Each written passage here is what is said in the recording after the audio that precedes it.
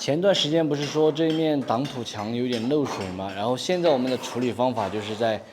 挡土墙的外面给它切上一条水沟，漏过来的水就通过水沟排走，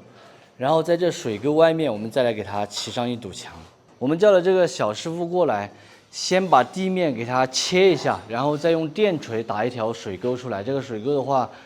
宽度大约是打的5到6厘米嘛，只要不让沁的水跑到这外面这一堵墙来就可以了。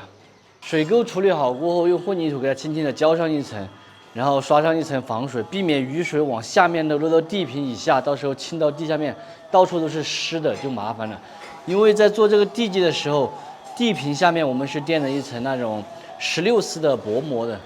就是为了地底下的这个水汽反过来嘛。现在房子做了这么久了，这个地平上面一直都是比较干燥的，没有什么水汽。现在就是把这一墙给它齐起来，这壁墙和里面的那个挡土墙是隔开的，然后下面有一点水沟，挡土墙里面的渗水就直接，如果有渗水的话，就是在水沟里面轻轻的排走了，不会跑到这边墙上里面来。以后这边墙的话就比较干。等这个墙做好了过后哈，下面就是墙裙下面，到时候我们也给它刷上一点防水，然后中间就是一个这么宽的沟沟。下面掉了一点灰浆哈，然后我叫师傅们打灰的时候尽量往外面打，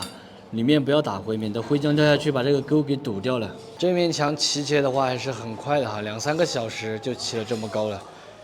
然后上面的话要砌到顶，只有留一线砖不砌。这个位置的话，以后我们准备做一个餐厨一体的开放式厨房，进深有差不多4米多，然后这个宽度的话有将近7米，那边是厨房。然后我站在这里就是餐厅，这样子看起来厨房就会比较大一些。如果在中间那里再隔开的话，厨房就比较小了嘛，这样餐厨一体就会大一些。然后这边还有一排可以做很多的餐边柜，还有一些收纳东西的，冰箱也可以放到这边。如果再把冰箱挤到这个厨房里面去的话，真的这个厨房就特别的小了。之前这个洗漱柜这里老板留的比较宽，他要留1.5米宽嘛，他说可以放2个洗手盆在这里。其实家里面的话真的是用不到，然后现在我把它改了一下，就是一个洗手盆里面，洗漱柜里面可以嵌入一个扫地机器人的基站。这个扫地机器人没有用过哈，只是先预留到这里，以后用不用的话就不知道。老板叫我不要搞这些有用没用的东西，因为很多东西没有接触过的嘛，他就觉得反正是没有用。我听他们说挺好用的哈，全自动的，包括清洗这些都是。但是我们自己没有用过，大家知不知道这个全自动的扫地机器人好不好用？最近天气很热哈，没有怎么干活，基本上可以说是没有什么进度，还是老样子，就是砖已经砌好了。然后明天开始的话，要准备粉那个外墙了。这个就是我们做的线胶坡屋顶。当时是想着这个线胶的坡屋顶嘛，和整个房子的话，它是一个整体，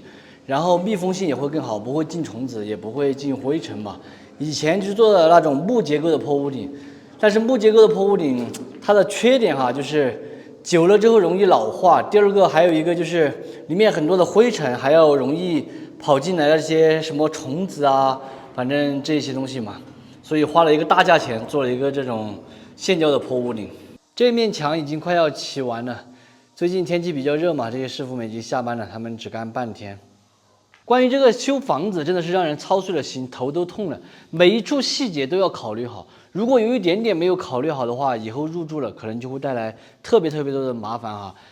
经过今年修房子哈，整个人的话，大家觉得我是不是瘦了？昨天遇见一个朋友。他说好久没看到我了，问我是不是瘦了20斤。其实我称了一下哈，瘦是瘦了，但是我也没有瘦到20斤，应该差不多瘦了10来斤吧。然后人也晒得特别的黑，最主要的是有时候睡都睡不好，就是想一件事情要怎么弄才能够把它弄好，弄来完美。幸好现在这个网络比较发达哈，需要解决的问题呢，可以通过网络去查一些资料，去问一些朋友，然后的话还能够解决。如果是换做以前没有网络这么发达的时候的话，真的遇到问题就只能爬起了。